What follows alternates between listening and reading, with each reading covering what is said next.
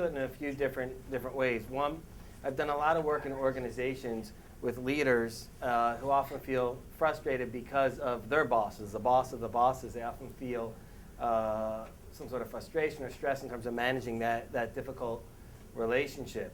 And then also, I've been doing research in the areas of leadership development and looking at the impact between leaders and employee stress, leaders and employee job satisfaction, to one topic, and that is the how to sort of help someone have a successful career, even if there's some challenges in that boss-employee relationship.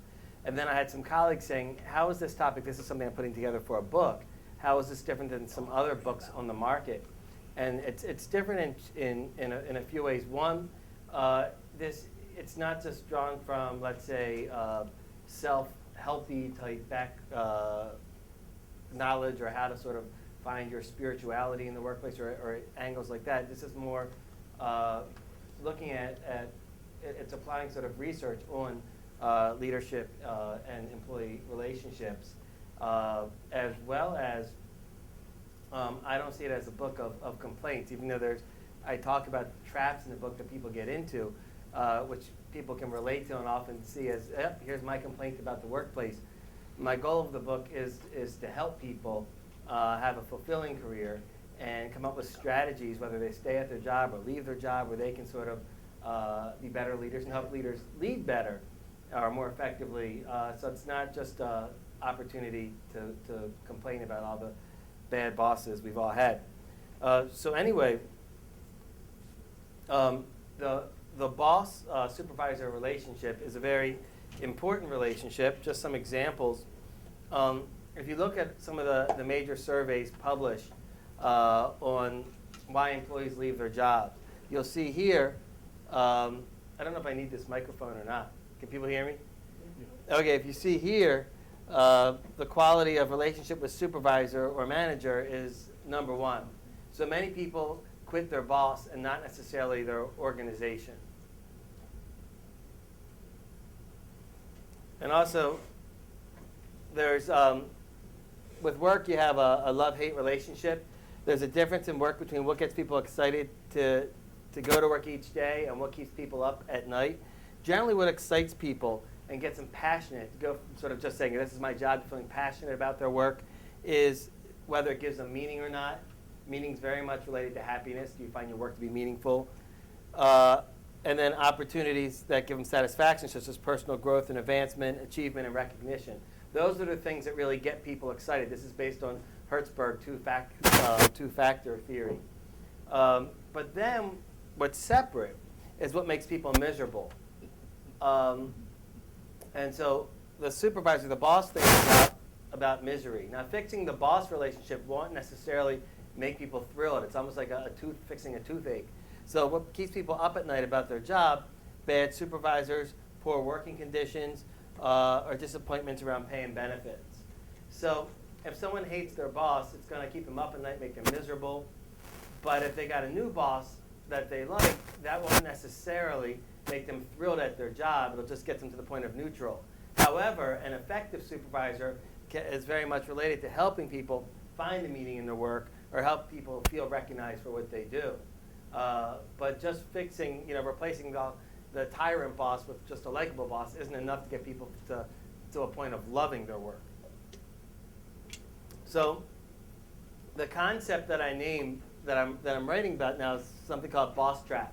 That's it's not in the dictionary yet. Bosstrap is where you love your job duties.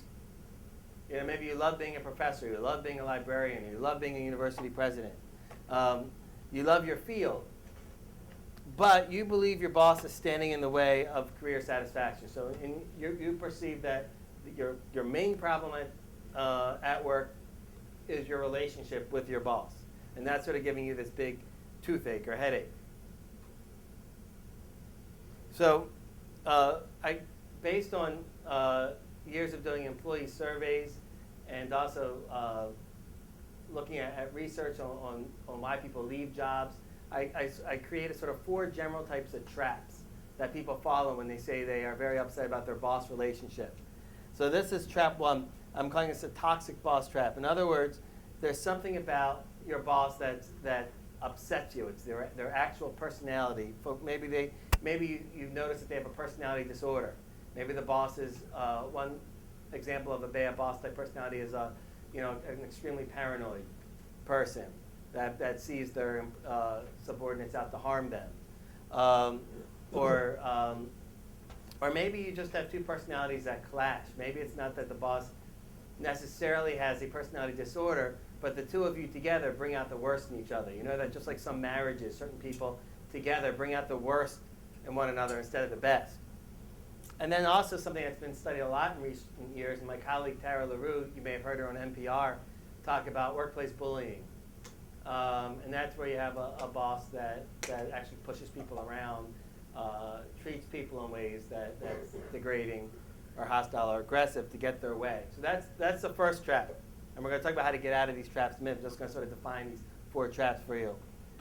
Trap 2 is boss-life balance trap. That's where the boss is too much part of your life. So maybe you have the boss that's calling you all the time, or maybe it's just in your mind. Maybe you can't stop thinking about your boss. You're boss obsessed. You have BO, as we call it.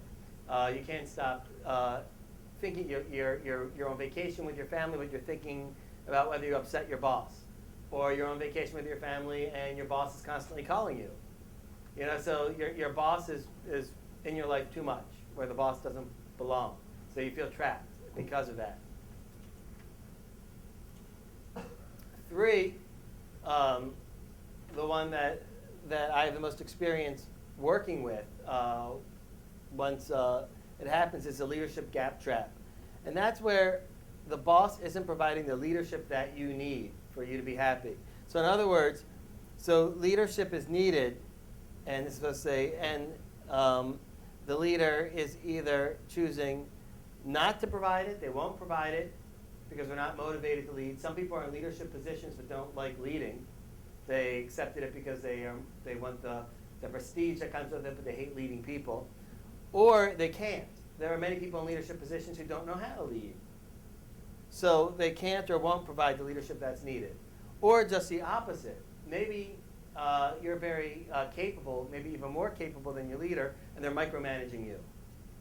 So you have there's a gap, there's a problem in the type of leadership that's being provided for you to be successful. And finally, the glue trap. The glue trap is where you feel stuck. You feel like you've maybe been typecast. Your boss has decided that you do a certain role well, and they won't let you leverage any of your strengths. One thing I handed out to a few of you, and I have more copies here, is a type of glue trap that's been studied, and that's what I call haunted positions. In other words, sometimes we get stuck in a role because of the person before you. So many times organizations have, when they're lean or starting up, don't have a typical person to fill that role. So they sort of make up a strange position. Then eventually that person retires and leaves and someone fills that position. And then everyone sort of expects you to do the same things that person did, even if it sort of goes with that role. Or puts limits on you because that's what the person before you did. So positions, the original position holder makes a position imprint. Maybe here at UNH, maybe it was, the way we've defined certain roles here, officer roles in the past, and those people passed on or left, and people come fill it later may say, why do I do that? But that because in the past people expect a certain role to do certain job titles. They can haunt for many, many generations because it's hard to sort of recondition people in an organization if they think certain behaviors go with certain roles, even if the people and characters have changed. Any questions so far? Have I lost anybody? So these are the 4 basic traps that we're going to be talking that I'm referring to.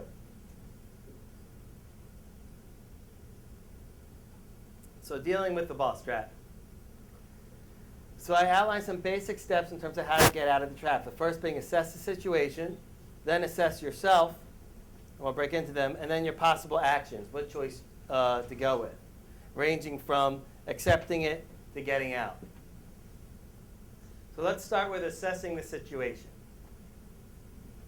So you want to sort of figure out what's going on in terms of why you feel like your leader may not be effective for you or working for you. A lot of factors can impact how well a leader is able to do. Things like the maturity of the followers, what the employees need, the decision-making process, leader or follower relations, types and uses of powers, tax structures, unexpected events and crises, all can be variables. And one way to simplify sort of looking at the relationship is using a classic model. Percy and Blanchard have something called situational leadership theory, the situational leadership model. This is often helpful. I use this a lot with managers who sometimes feel frustrated because they're getting complaints from their direct reports who are saying they're micromanaging or not delegating enough. And they say, at my last job, I got rave reviews. Why are people here complaining? And I help them see that sometimes different leadership styles are needed in different environments. So this model, if I move over here, this breaks leadership down into sort of 4 basic styles. A telling style, the tasks, the drill sergeant approach, we just tell people what to do, to a selling style where you have to sell people, showing lots of consideration, lots of structure, sell people on what it is they need to do. Or maybe more an emotional participating style. You don't tell people to do, but you just boost their confidence so they do what you already know they can do, versus a very hands-off delegating style. So what this model talks about is not one of these styles is better than another. All of these styles can be appropriate, but which one is appropriate depends on the maturity of your followers. So if you have very low, very immature followers who are not able to do the job and not willing to do the job. If you walked out of the room, they would leave, then the best type of leadership there would be more of a directive sort of telling style. You tell people what to do. However, if you use this style, let's say with followers who are very mature, very experienced, just told them exactly how to do their jobs, they would resent you. So that wouldn't make sense. But if you reversed it, what would happen if you used the delegating style with followers who aren't really interested in doing a good job? Fall flat. They would fall flat. They wouldn't do anything, right? So you need to have the style that matches. Now, sometimes you have people using the wrong style. So, for example, we often are told that delegating is a very important thing for a leader to do. Many leaders who get promoted to leadership positions don't delegate enough, because how do you get promoted? Who gets promoted to a frontline supervisor in most companies? The person who's what? Who shows leadership skills?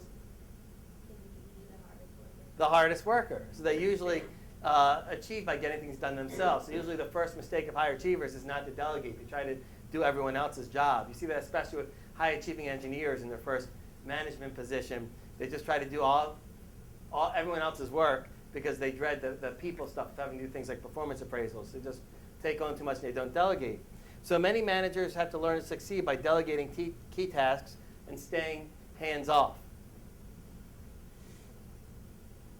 And they need to empower when employees are able and willing, of course. That's when you need to do it. However, sometimes you have people who think they're delegating and being hands-off, or they say they don't want to micromanage, but they're being perceived as a do-nothing leader because they have subordinates that need their leadership. So we have these dangerous do-nothing leaders. These are leaders who end up causing internal conflict in their employees because they don't provide any direction. They're saying they're delegating, but the employees need to be told what to do because they don't know what to do yet. You often see interpersonal conflict escalate because no one's mediating, and also provides fertile ground for workplace bullying. So in other words, one article I have here actually is a study I wrote up that I have copies of called The Dangers of Do-Nothing Leaders. And it started with some surveys in Norway that looked at and they assessed people's leadership styles. And they found that in this large, thousands of people in this Norwegian sample, that laissez-faire leadership correlated with role ambiguity. That's when people feel like they don't know what's expected. Have you ever had a job where you want to do a good job, but you're not sure what to focus on? You're not sure of, you sort of just wonder what's expected of you? And then role conflict, where you feel like you have multiple roles, and doing one well in one role is interfering with your ability to do one well in another. So do-nothing leaders create more of that when people don't get the leadership they need. And also, workplace bullying tends to increase when there seems to be no clear leadership.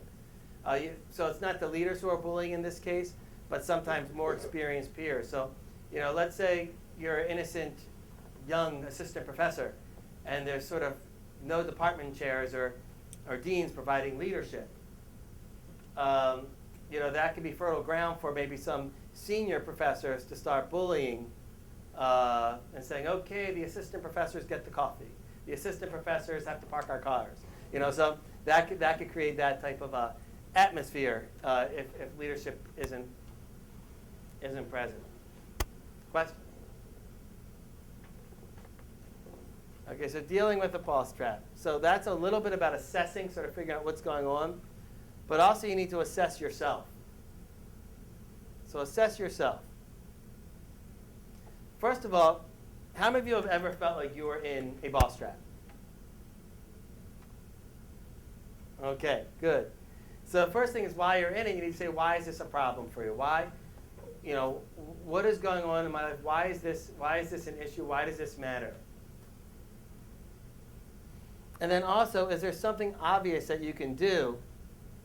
And if there is, to get out of it, is there something you're avoiding? Is there something you can do to make your situation better that you're just avoiding? So asking yourself that. And then also distinguishing reality from fantasy. When you listen to people talk about their boss relationships, you often hear a lot of fantasy language.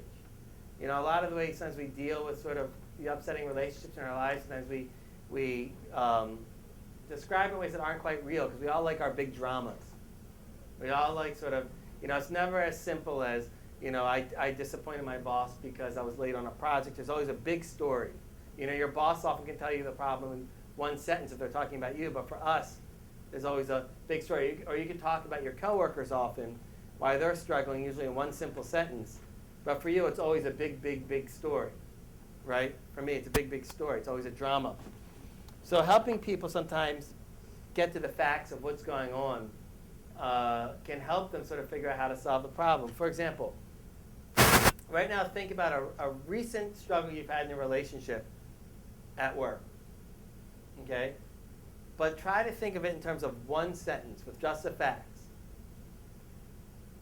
Just one sentence. At a meeting, my boss yelled at me in front of all my peers. Simple sentence. Can anyone give me an example so I can sort of clarify what I mean? Someone give me one example, one sentence example of something that upset them recently with a coworker. It doesn't have to be a boss. It could be a boss or a coworker.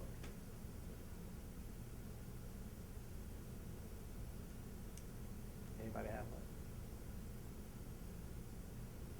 one? Well, it's a long time ago. Okay. I had Thanks, a situation where, and I had changed bosses. Well, this was in the Navy. They changed bosses.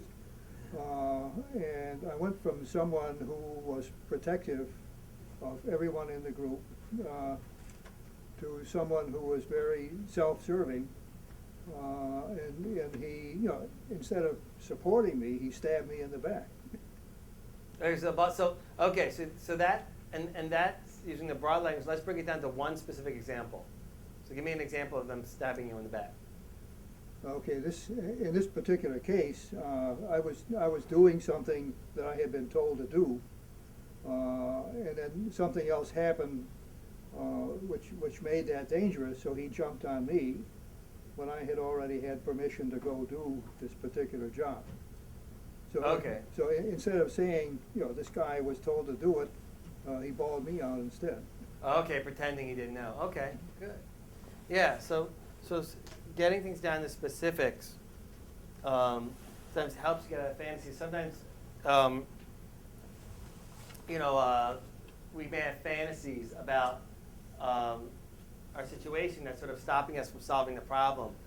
Maybe you're imagining my boss is just testing me so I can do this and do that, or you just may have a big story, and then if you can't sort of get it down to sort of what are the facts here, it's sometimes hard to come up with a solution. So in terms of thinking about your own boss, try to think about a specific thing that they did without all the story, but what it is specifically they did that you found upsetting. So, getting to the possible actions. The possible actions. In terms of possible actions, I'm exploring 4 different routes. One is learning to accept it, which more and more people are going to have to do when the economy is tough. So learning how to adjust your expectations and change your mindset. 2, managing up. So your boss isn't leading. Manage your boss so you get the leadership you need. Manage around. Go around the boss to get what you need. Or quit. Get out. So here are, let's explore some of these options. So possible action 1, accept it. So finding ways to cope is one way to accept it. So you can say, all right, I'm going to stick it out, deal with the boss. And there's effective versus ineffective coping. What would be an example? Who would give me an example of effective coping?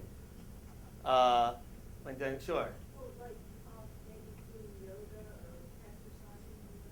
Yeah, sometimes the little things that aren't always worth addressing don't feel as stressful after you do something, a little bit of cardiovascular exercise, a quick run, yoga, things like that sometimes can make some of those little things just go away. Okay, sure. If you're capable of doing something like feedbacking, where you say, my boss is really directive in helping us do, but he has my best interests at heart. He really wants me to succeed. He's doing it for my best interests, and maybe that will help you kind of cope with it. Yeah. Well, shifting your mindset is one way of coping. So looking at your beliefs. So saying, examining your beliefs that are in your head that are examining your behavior. So if your belief automatically is, my boss gave me this feedback because he or she hates me. That's going to be more stressful than a belief, which may be equally true or not true, is my boss is trying to develop me. So listening to what your beliefs are, challenging, disputing beliefs that are negative, that you don't have any facts to support, can sometimes reduce your stress. Actually, that's called cognitive therapy, but those type of cognitive approaches are the most effective type of coping. So whenever things happen to us that cause us stress, we almost have belief behind it. And sometimes we have the facts. Your boss yelled at you and the boss yells at you and says, I'm scolding you because I hate you and I think you're a terrible employee. Then you have the facts and you know. But sometimes we make up things. Sometimes let's say your boss didn't give you an enthusiastic hello. And you can say, okay, I'm on my boss's bad list. You don't know that. You were mind reading. So sometimes you have to question those beliefs and see are those beliefs causing unnecessary stress. Maybe your boss is rotten to everyone, and you're personalizing it. Your boss is a grouchy person, so if your boss is grouchy to you, maybe your boss is nicer to you than they are to anybody. But sometimes the beliefs we give things can make them much more stressful. An example I tell my class is, I was talking to someone, asked them how their blind date was. They said, terrible. So why was it terrible? And they said, because he called me fat. I said, what do you mean he called you fat? He said, well, when I was eating my fettuccine Alfredo, he asked me if I still do aerobics. I said, huh? And she said, well, if you're eating something fattening like fettuccine Alfredo and someone asks you if you do aerobics, that means they think you're fat. And I was thinking, poor guy, he probably knew 2 things about her before the date. Where she worked, and that's on the day she couldn't go out, she had her aerobics class. So that person had no idea what hit him. But the point is, that sort of our belief system sometimes can make us more stressed. So an effective way to cope is sometimes to look at our beliefs and see if they're leading us to unnecessary stress. Many times we can't read people's minds, and we don't know the future. But some of us automatically go to that negative place, which sometimes makes us more stressed and more upset at our jobs. So questioning your beliefs and disputing them can be a good first step for effective coping. What about ineffective coping? What's an ineffective way to cope at work? Drinking. Yes, drinking too much. So if that occasional, if that glass of wine with dinner is starting to turn into the only way you can not get upset by work is falling asleep completely passed out, that would be ineffective coping, exactly. Sure. Complaining about it? Too much complaining. In work, general venting too much doesn't tend to be a stress reducer, but social support is. So sometimes people mix up getting the social support they need with just complaint sessions. So if all you're doing is complaining and the person's not listening, and you give one complaint and they give one complaint and they give one complaint, you do get a little bonding because you can all unite around the horrible boss. But you're not going to solve the problem. But the type of complaining or communicating that can sometimes be helpful is if you're talking to somebody that can actually help you, like someone who could be your mentor or someone who really wants to listen. So that can sometimes be helpful. Well, I think just listening, because sometimes people need to, they need to get it out. Yeah. You're not the person who can help them, but if you're willing to listen to them for 5 minutes, they'll tell you the bad story and they'll go away happy. And you will have solved their problem. Correct. Just by keeping your ears open. Yeah, sometimes just by authentic listening, and that can really help. Yeah, But then sometimes I've you see done these that, it sessions at work works. where no one's listening. People are just one-upping their horrible stories. But yeah, someone who can really listen to you and make you feel heard, sometimes that can be very soothing. And sometimes you get insight just from discussing things. But another form of ineffective coping we have to watch out for are sort of career destructive behaviors. We tend to act out sometimes when we're upset at work. And so maybe we do things that can actually harm our careers. Sometimes we have this fantasy that they're really going to miss us and they'll be sorry, and the reality is they'll be happy when you go, especially if you've been the person who's been acting out for the past 5 years. You're sort of justifying sometimes in the boss's mind that you are someone who doesn't deserve to be let out of your trap because, see, look at all these bad things you're doing. But some people are thinking they're justified in doing the bad things because their boss treats them so poorly. So sometimes,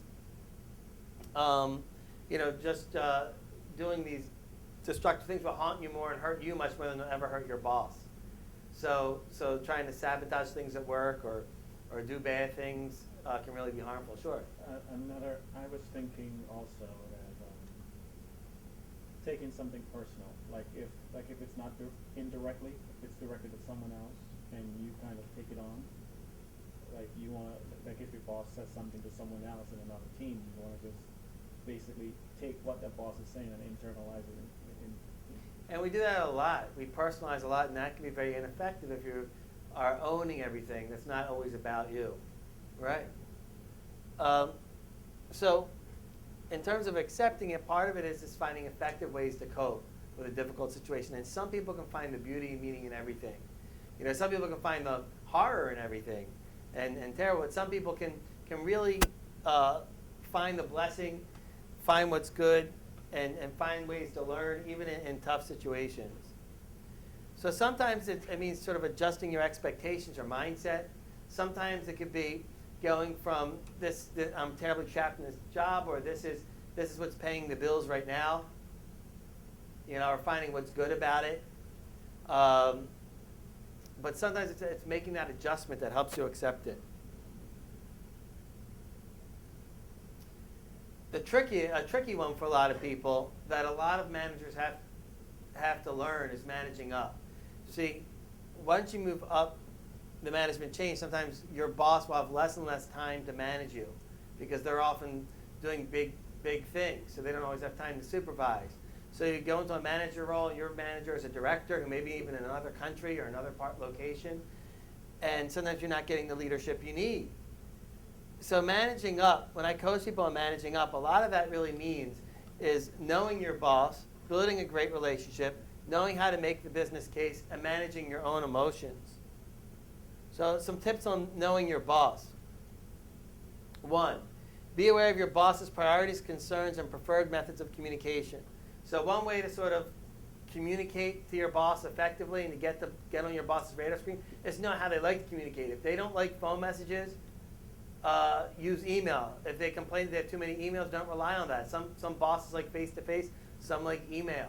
Some like very detailed communication, others hate that. Most managers like things very short and sweet. Put the details lower down in the email, but in the first couple of sentences, get to the main point. But you occasionally have a boss that won't make any decision without all the details. So know, how do they like their communication? Also, have a realistic discussion with yourself about what your boss sees as your strengths and weaknesses. Okay, so your boss is going to see you as not capable of doing everything there is to do. So be honest with yourself as what your boss sees you as lacking in experience, what your development areas are, and that will help you manage your boss. Because then when you're trying to influence your boss, you need to keep all of the above in mind. So you want to influence your boss to give you better opportunities, a raise, a newer office, better resources. So think about how they like to be communicated to, so at least you don't sort of make them angry when you're sending your message. But also be prepared to sort of make the case against what they think is your weakness. So if they're going to say you can't do this because you're not experienced enough, be prepared with why you can do that despite only being here for a year or 2 years. So be ready to sort of speak to those doubts. So knowing your boss. 2, build a great relationship. One thing that I've been learning is that bosses are human beings and have the same motivations and insecurities as most people. A lot of times we put our boss on such a pedestal, we forget that they're human beings too. And that when they look in the mirror, they just see a person just like you see a person. And they have the same insecurities. They like to be liked. Oftentimes there's other people stressing them out. We often just see the world through our own eyes. But we sort of have trouble, so we get in our own way. We don't see how other people are experiencing it. They may be responding to you in a mean way because someone's being mean to them. They may not be providing the leadership you need because no one's giving them the leadership. Often cascades down in organizations. And we often sort of are surprised. It's interesting how people don't always sort of see themselves how others see them, and how we often see other people. And I was thinking on the train the other day, this man who probably was in his 60s, was speaking to a woman sitting next to me who probably was in her 30s. And he said to her, he said, "Is your name Geraldine?" And she said, "No." And he said, "Okay, you look just like somebody I went to high school with named Geraldine." And I was thinking, gosh, he must have felt so insulted by that. But what I was thinking was, in his mind, he still sees himself as a peer. He doesn't see himself as a distinguished older man. He sees himself just like, probably still the same as he did 20, 30 years ago. And same with your bosses. A lot of times, supporters saying, okay, he's just a different type of being. But in his mind, he's still just a person just like you. Just like when I have students, he'll sort of talk about things like, you don't know what it's like to be this or that. And I'm thinking, gosh, it doesn't seem so long ago that I was my student's age. But, in my mind, I still see myself as being similar, but I am much, much older than them. But it just seems, in my mind, I still see myself as younger than I am. And bosses, too. They often don't see themselves as walking around wearing like this boss face. They often see themselves as a human being. And often we're surprised that, it's like now all of a sudden you walk up and say, now I see myself as boss man, as elder. So anyway, making the business case. If the boss feels like they're taking a risk by giving you a new opportunity, putting you out there, you need to sort of make the case that it's helpful to the business to make that choice. So learn how to ask for things by linking it to the business case. So if you want your boss to sort of give you a new opportunity, let them know how it could help their business. So that's and knowing what's important to the leaders, knowing what's on their mind, can help you influence. And step 4 in managing up is managing you. So in terms of a boss relationship, who's easier to control, you or the boss? Generally you. So at least controlling your own emotions, trying to keep your emotions in check. Try to listen to your boss and what they're saying. Sometimes we get emotional when we're getting negative feedback, and then the person will stop telling you the feedback because they don't want to see your emotions. But the reality is they're still thinking the feedback and they're still saying it to other people behind your back. So you might as well shut up, calm down, and let the person speak. Or else you're never going to find out why maybe your boss is not giving you the opportunities you want. So control those emotions. And emotional intelligence is part of it. Learning how to calm yourself when you're angry. Learning how to read others' emotions. Learning how to delay your gratification are all the things that can help you in managing up. And now the tricky going around the boss. How many of you like to do that? How many of you have had someone go around you before? So maybe, okay, your boss isn't going to let you do something, so you go to other leaders. You know, I just told one of my sons the other day, you can't ask me for candy after I just heard you were just told no by your mother, and now you're asking me. And, you know, the child thinks I'm teaching him a lesson against going around. What I'm teaching them is, don't you know you're going to get me in trouble? You know? So, anyway, but management can be dangerous. Sometimes, you know, you have certain bosses in certain organizations where that could be a political minefield. Others not as much. So sometimes acceptable depending on the values and mindset of key players. Sometimes you have a boss that hates being a boss and sees going around as initiative. You know, I've had bosses before that hate any paperwork, any stuff, and they're happy that if you don't go to them for little things like needing a new chair or needing equipment or needing resources, they're happy for you to go around them. Or other bosses I've had where, you know, any request that didn't go through them first is a big insult. So sometimes knowing the values and the mindset of the key players. In some organizations, the hierarchy is important. Others, it's more of a joke, or, you know, or why waste my time when you can take care of that yourself type approach. Also, how safe are you to do this? In some organizations, you're much more safe to go around the boss than others. For example, at universities, many people have tenure, so they can say, I don't care if my department chair hates me. You know, sometimes you have, sometimes you have a situation where the faculty are tenured and the department chair isn't. You know, so going around is less scary. Or maybe there's a union protecting you. Or certain power. Certain people can be power players. Like one organization I work with, one of the person who goes around, he's the owner's son. You know, so you sometimes have those type of things that can help you go around. Or sometimes organizations are just unique. I do a lot of work with the Federal Reserve Bank, and they're almost like a university. Sometimes have these very powerful, important economist, researcher types who just don't feel like being a vice president or something, and they just ignore their, you know, they just see their supervisor as noise, you know, because they know that they're important. They're former professors often, and they don't care what their performance appraisal says. They're just passionate about their research. They go around and they have that power. And then sometimes if you're in an organization where it's hard to go around, you can sort of leverage indirect routes of going around to sort of get what you need. Like sometimes in organizations you can have a mentor that's very influential that can help give you opportunities. You know, a senior person that sort of you can go to for coaching. Or sometimes strategic partners, or in universities, for example, we have committees. So if you're a staff person at a university and you feel like you're stuck with your boss and no one knows your talent because of your boss, you know, sometimes university committees are an opportunity for you to form relationships and show other people what you can do. So being a star on that committee could be a way to get out of, let's say, the glue trap.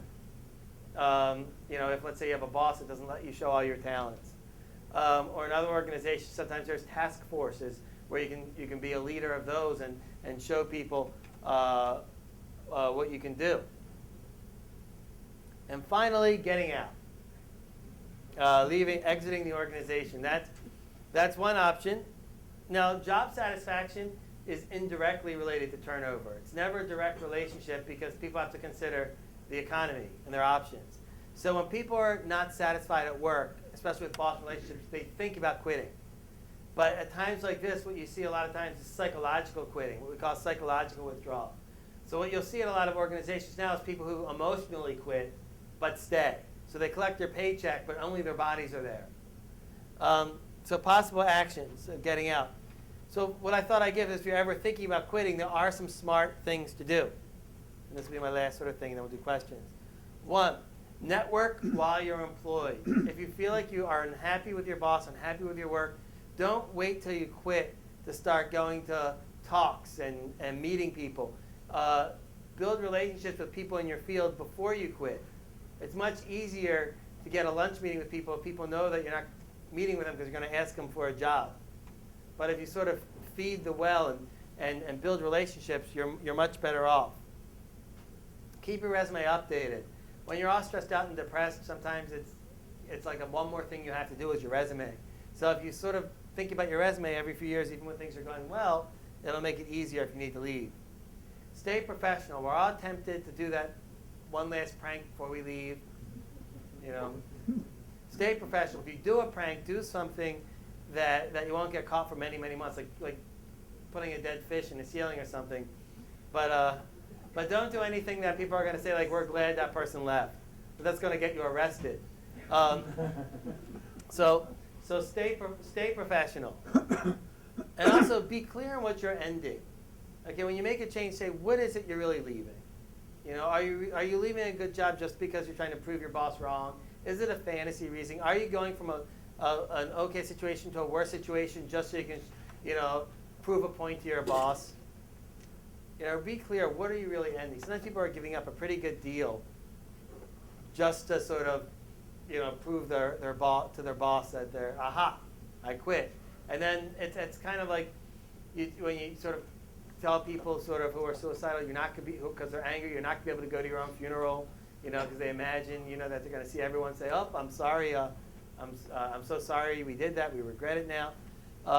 You know, people imagine that they're going to quit, go to a new job, and everyone's going to be like, ooh, they left. But other people are going to be like, oh, can I get that person's chair? You know, you know. So be clear on what you're ending. Sometimes you have an irritating boss, but a really good situation, and you may be jumping into something that's worse. And don't bring your Bosstrap to the interview. That's one of the worst things. Even if you have a horrible boss, people aren't going to believe you. We all have a horrible boss. So if you waste your one shot at an interview with talking about how horrible your boss is, you're the one who ends up looking crazy. Unless they know your boss. You get very lucky if someone says, you work for that person? Yeah, that person was expelled from my high school. Then you're lucky. Because they can say, yes, they're a horrible boss. You know. But oftentimes, when you're sort of going into those long dramas, it just makes you look like you're a hard person to work with. So realize that. And it's hard not to, because those of you in the Bosstrap, probably, you go right into the automatic pilot of telling your sob story. And finally, reflect, or you may end up in a new trap. Think about, in your own life, what you're doing that sort of draws you, just like certain people are drawn to harmful relationships, certain people attract those relationships at work. Is there something about you that sort of attracts sort of negativity or tough situations? Reflect on that to see if that's the case. Okay. And then questions? Sure, yes. Earlier you talked about effective ways of dealing with situations. Would you suggest actually going to your boss and talking with him how you feel? Yes. I feel like that's a very important thing to do before going around. Generally, is trying to talk to your boss. But also, when talking to the boss, frame it as a discussion and not a confrontation. If you go up to the boss saying, here's why I'm miserable and here's what I'm doing wrong, the boss will feel defensive and you almost always lose. But yes, as a first step, trying to have a discussion, but having it in a very professional and persuasive manner. You know, so you don't want your boss just to give you an opportunity because you're sad. You want the boss to give you an opportunity because you're capable and you can help the business. You know, so you want to have a discussion framed that way. Sure, yes. Would you recommend any specific solution matches up well with one of your specific traps? Yes. For example, the glue trap, oftentimes you have to go around. And in terms of, how many of you have ever been in a glue trap where you just feel stuck and you don't get the opportunity? Sometimes your boss, if it's done in a professional way, will give you more opportunity if they start to see you in a new light from other people. So let's say your boss never thinks of you as someone who could give a presentation, but you volunteer for a task force and you're a presenter and the boss gets all this feedback. Oh, I saw your assistant giving a dynamite presentation. Then all of a sudden the boss may have a new perception of you. So sometimes that can work. So there are different sort of strategies that work best with different types of traps. Sure. Yes. Sure. Say you're at a job and you like the job and you like what you do and you like the people, but like your boss complains about everything and you spoke to your boss about it and you feel like nothing is done. What do you do about that? If you've spoken to Your boss about like the boss always complaining to you about like your work and you spoke to your boss about it and you feel like he hasn't done anything to like help or make it better, and what do you do about that? if it's not changing. Yeah, it's not changing. Then you want to think about, okay, can I get out or can I improve? If the boss is complaining about your work is the issue, so my concern would be, I'd want to say first be asking the boss if have they seen improvement over the year? I guess we talked about this already, but would you agree that things are moving in the right direction? Is there any training I could get, or do you have any feedback on how I can improve? And then also I would also, if I was getting consistent negative feedback, I certainly would be thinking about looking for other opportunities, because that could be a red flag. Unless the person's just negative, I'd also want to compare and say, does that person complain to everybody? Then that may be important data, because then that makes you say I'm okay compared to everybody else. But if I felt like I was getting constant negative feedback and no positive feedback, and I was the only one, I'd be thinking about maybe I should be looking at other places where my strengths can be leveraged, where I can be my best. In a situation like that, Sure. I can remember a few years back whereby I got a new boss and everyone was scared of her because she had this gung-ho attitude, and she had a really direct bravado style of she had good intentions, but it's just that her people person skills wasn't up to it. But I looked at it and I took it as a challenge, and it's like you would hear all these negative comments people get on your evaluation, or during the course of work she will say stuff, negative stuff. But then when it comes to evaluation time, your evaluation looked a little different from what she's saying, so it's totally the opposite. So in a situation like that, if your boss is always telling you negative stuff, but then evaluation time you get a good evaluation because of the work you've been doing overall, then you look at the two and see if maybe the boss is just having a bad day, or Right. Well, that's part of the belief system too. Sometimes if the boss, an ineffective coping would be personalizing things. So some people have bad people skills, and if you personalize it, then you would give it more meaning than it needs to be. However, if no one else thinks the boss has bad people skills and you're the only one getting negative feedback, that could be a warning sign that, okay, better you either change behavior or maybe look for a different opportunity.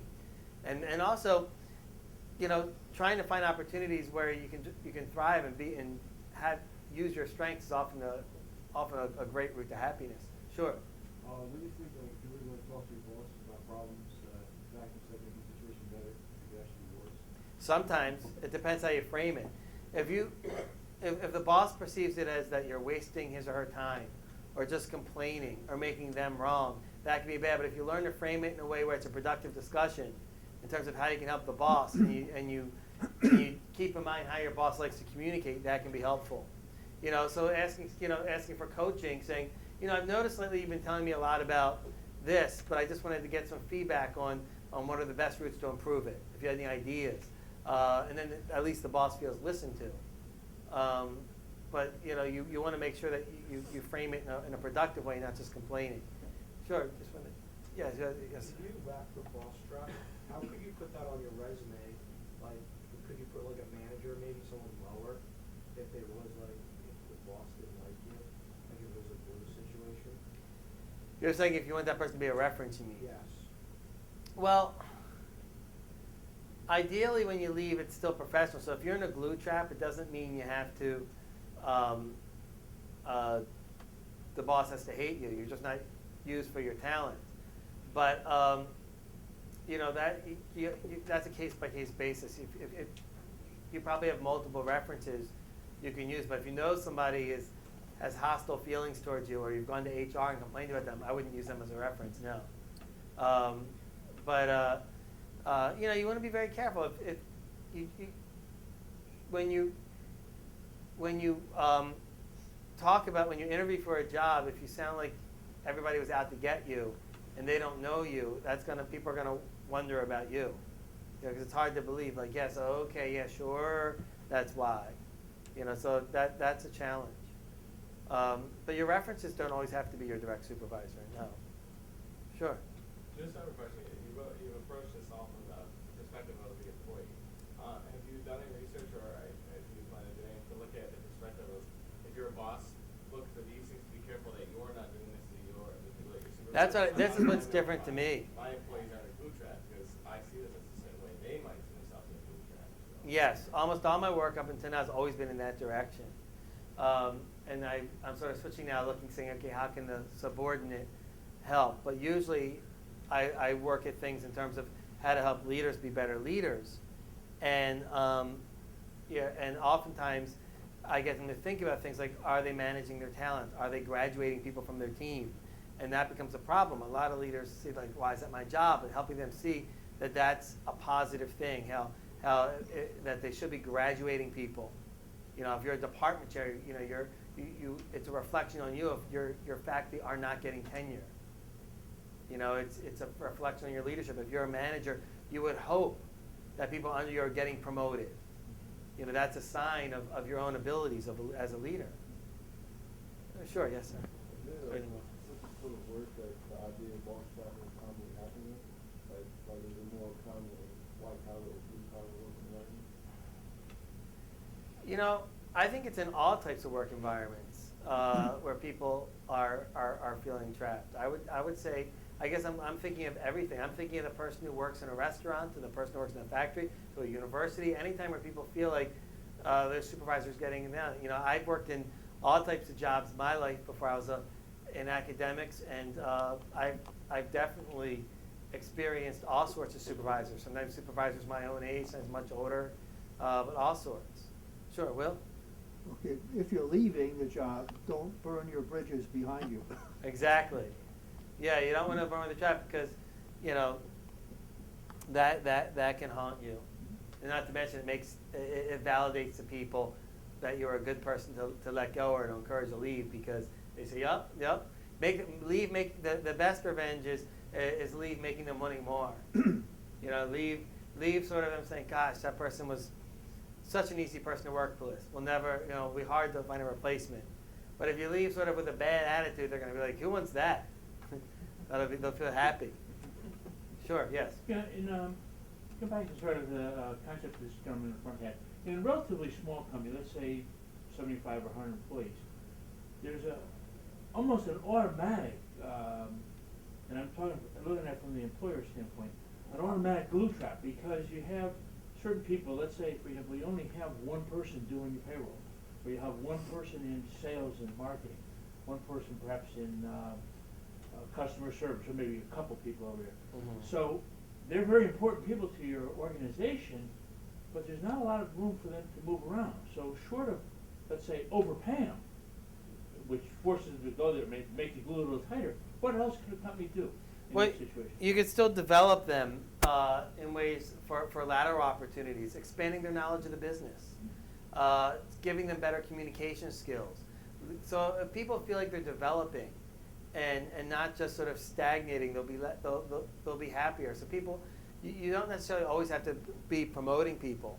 You get to sometimes increase your level of responsibility, level of customer interaction. There's ways that they can do more, or at least keep learning, without necessarily offering promotions. But yeah, that would be very hard. You know, yes, in a small business, it'll be hard to keep coming when there's only 3 or 4 different roles. Yeah, and they're key people. They're hard to find, first of all, because people like to work for the big giant. Well, they used to before this environment got really bad. But everybody looks for the big corporations. I want to work for the IBMs. I want to work for the Googles and the Yahoos, and nobody wants to work for a small, let's say, a startup company. If there's a lot of opportunity, or at least we perceive it as a lot of opportunity, it may fall flat on its face.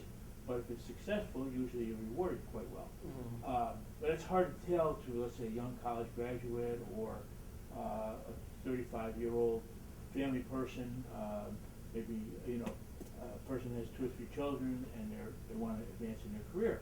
you offer them a job, and they think it's wonderful, but then they realize, gee, when they get there, there's nowhere else to go. So, short of just, paying them a lot of extra money, or giving them, we try to use, I shouldn't say we, because I don't really own the company, but, stock options and those type of things, you really have to try to make that environment, so that they don't perceive it as a glue trap. I guess what I'm saying. Right. Well, it's not if they're learning and growing, but I realize most people entering the workforce now only plan to stay 3 years at a job.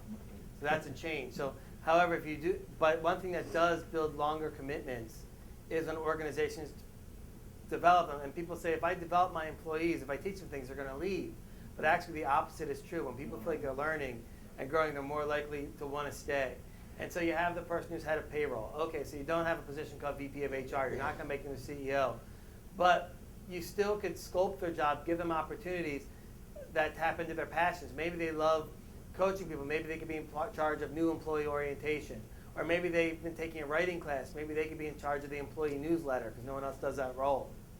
Of course, then you get the new problem of when they leave, someone will expect the new payroll person to also write the newsletter, and then they'll say, why does everybody want me to write the newsletter? My only training is in accounting. But still, that's a way to develop. Thank you. Okay. Yes. Can you talk a little bit more about the business plan? You said that was the way to manage the business.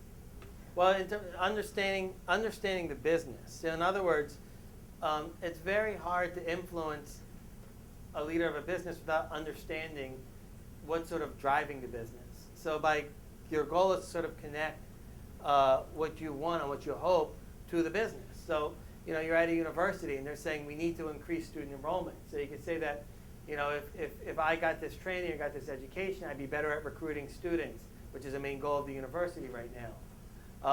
Or if you knew what a major concern is, maybe a major concern at your company is safety, and there's a lot of safety issues. And you can say, by enhancing these skills, I'd be able to do better at making sure people are safe, and I know that's what's on the minds of everybody at this nuclear power plant right now. So you want to sort of connect to what are the business issues. People aren't that interested in saying, if you go to your boss saying, I want to take a course because I'm bored. The boss will say, well, I'm bored too. But if you want to say that this is a way that can help the business, can help us retain people, can help us do better, that would be a much stronger argument. And one problem is a lot of times we just know our functional areas in our business, and we don't really know the big picture. So being able to connect the dots to how will me taking this course, how will me going to this training, how will me be given this opportunity to be helpful to our division, to our business, to our customers, makes a stronger argument. Sure, yes. If you feel like you're in a glue trap, how long do you actually wait back on? Gosh, well, you don't want to spend too long doing nothing. And it's very liberating feeling like you're taking steps, but the steps don't have to mean leaving, but just doing something. It's very, even if it means updating your resume or networking, any type of action where you feel like you're forwarding yourself and giving yourself opportunities will make you start to feel better. So even if it means that, even if you're still in your job a year later, but you're going to networking meetings, and you're updating your resume, or if you're an academic, getting some publications because you want to leave or something like that, anything that's helping you feel like you're moving towards a goal will be very liberating. Sure, Joel? Are there any modifications in your suggestions when the boss is actually a group of people, like a board or a congregation, if you're a minister or something like that? Well, not really. I think it's similar. I mean, of course, you would have to know when you say may know their communication style versus theirs, but I think that when you're talking to a board, once again, it'll be the business argument. What they care about, communicating sort of in their terms would help you, and assessing the situations. Thinking what do they see as my strengths and weaknesses. You talk about a congregation. I would think that if you're asking them for something, and they already think you're bad at that, and you sort of have an honest assessment in yourself, you got to sort of be prepared to say, let's say you're a congregation and you have a reputation of having the worst sounding choir in town, okay? and then you're asking the board to invest more in the choir, and then you're all thinking like, well, you've done a really bad job with that. So going with the argument saying the business, okay, we know we want to increase our congregation, and it seems like people around here care a lot about the choir, and that engages people. And two, I know that you think it's been a failure in the past, but here's why this could be different. But if you just go in acting sort of like I had no idea that the choir stinks, they're going to say like, why would we give you more money for a choir when you've done a horrible job with it? So keeping that in mind helps.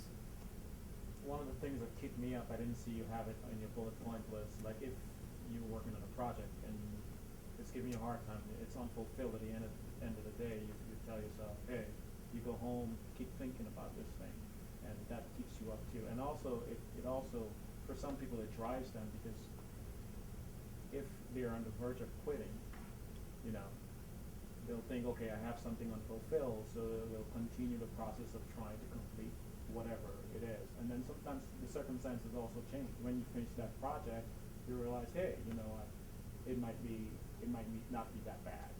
So, and then also, I was thinking, if you're going to get out, you know, make sure you have peace of mind, because you don't want to leave with, you know, like if you have something unfulfilled. Mm-hmm. Yeah, reflect on it. I mean, don't make it just an impulsive decision. And yes, you mentioned a project. Sometimes, yes, an assessing situation, are relationships tense because of a tense project, or is this going to continue forever? Yeah, I think those are good insights. Okay, anything else? Yes, one more. What resources would you recommend for bosses to increase their skills so their employees don't feel unsatisfied? I feel like one of the best things bosses can do is a 360 feedback program linked with coaching. Many people think they're better bosses than they actually are. And one of the most devastating things to new bosses is a 360 program, but it helps them so much. A 360 feedback program is where you have a good consultant or psychologist come in and hand out a survey to their direct reports, to their peers, and to their boss on leadership type behaviors. And then having a coach or a psychologist or somebody say, here's your results. Now how can you improve? Now some companies do it, but do it poorly. Just giving a leader a feedback report without any coaching, often they just get upset and don't do anything about it. But I think right now almost all the Fortune top companies are doing some sort of 360 feedback with their leaders. And a lot of universities too. Yale does it, Stanford does it. I think we should do it here. But having every VP, every executive should be doing a 360 feedback where they get these surveys and then create leadership development plans based on the strengths and weaknesses pointed out in the surveys. I think that is very helpful. I've seen great results. Okay. Well, thank you very much.